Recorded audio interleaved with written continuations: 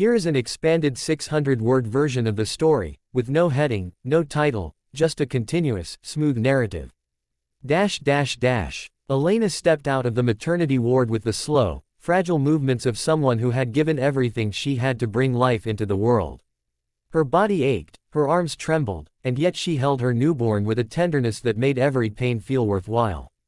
She expected her first breath of outside air to feel refreshing, liberating even. Instead, it carried the cutting edge of confrontation. Raisa Petrovna, her mother-in-law, stood waiting at the hospital entrance with the stiff posture of a soldier ready for battle. There was no smile, no warmth, no curiosity about the baby. Only accusation. Her hands were planted on her hips, her face wrinkled with disdain, and her voice came fast and sharp. "You're not coming home with us," she declared before Elena could even greet her. "I told my son your ways wouldn't fit in our family. I'm done pretending." People in the corridor slowed down to listen. A nurse winced and turned away, unwilling to get involved. Elena felt her cheeks burn with humiliation. She adjusted the blanket around her infant and whispered, "I just gave birth, where am I supposed to go?" Her voice cracked, but Raisa's expression remained carved from stone. "That's your problem," the older woman snapped. "Not mine." Elena considered begging, just for a moment, but something stopped her. Maybe it was the tiny heartbeat pressed against her chest, reminding her she wasn't alone anymore. Maybe it was exhaustion so deep that she had no strength left to cry. She simply lowered her gaze, stepped past the woman who had made her life miserable for years, and headed toward the gate. Her mind raced with fear. Should she call a taxi? Should she go to a shelter? Should she call her own mother, who lived far away? Just as those thoughts tangled in her mind, a black car rolled to a smooth stop beside the curb. It wasn't the kind of car one ignored. The door opened, and out stepped a woman whose elegant presence immediately drew every eye in the vicinity. Judi Dench, the globally admired actress, known for her calm grace and fierce dignity, stood only a few feet away. Elena blinked, thinking her tired mind was playing tricks on her. But no, it was truly her. Judi was there for a local charity appearance, but the tension in the air clearly caught her attention. She paused, observing the scene with a quiet intensity. "Is everything all right here?" Judi asked, her voice firm yet gentle. Raisa stiffened, clearly startled. She knew who stood before her. Everyone did. "This is a private matter," she muttered, trying to sound authoritative, but her voice faltered under Judi's steady gaze. Judi turned to Elena, taking in her pale face, trembling hands, and the tiny baby bundled in her arms. Her expression softened with concern. "You should be resting," she said softly. "Not out here in the cold." Then she shifted her attention back to Raisa. "A new mother deserves compassion," she said calmly. "Not hostility." The words were simple, but they carried the weight of someone who had spent a lifetime delivering lines that could silence an entire room.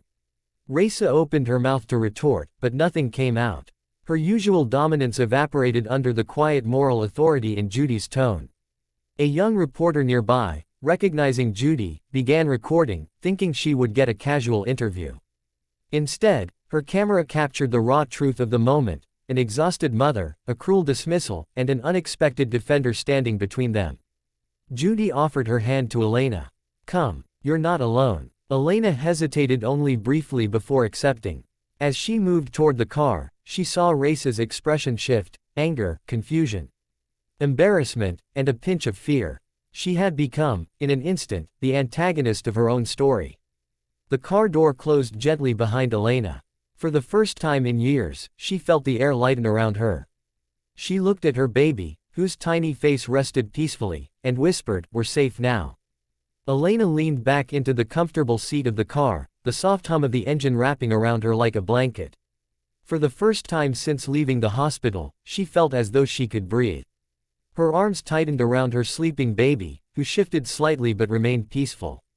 Judi Dench sat beside her, posture relaxed but eyes sharp with concern. She did not overwhelm Elena with questions or pity, she simply offered the warm, steady presence of someone who understood more than she said. The city outside drifted by in a blur of muted colors as the car pulled away from the hospital. Elena watched the passing streets through the window, her thoughts swirling.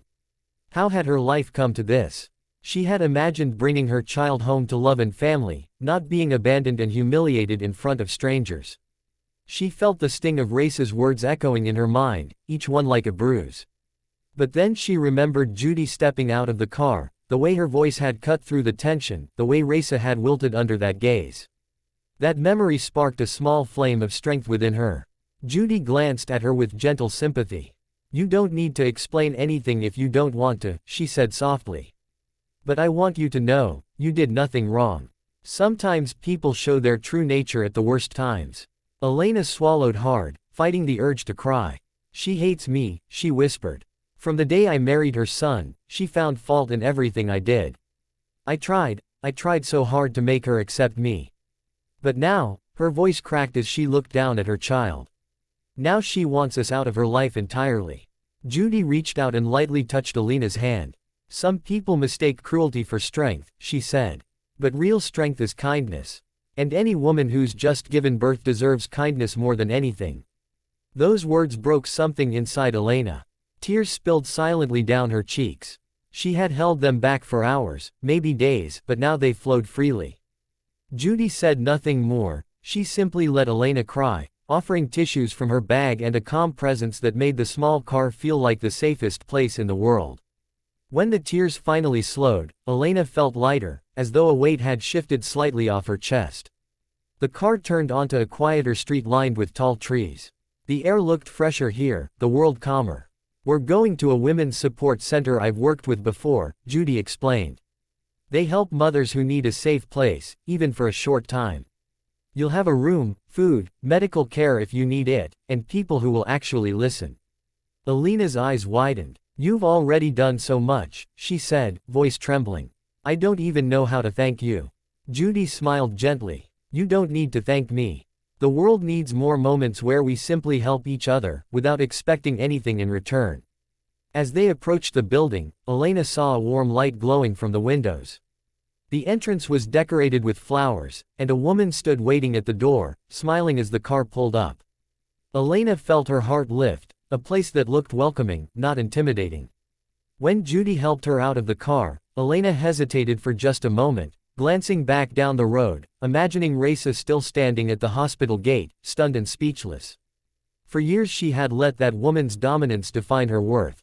But now, with her baby in her arms and a stranger's kindness guiding her forward, she realized something profound. She no longer had to live under anyone's control.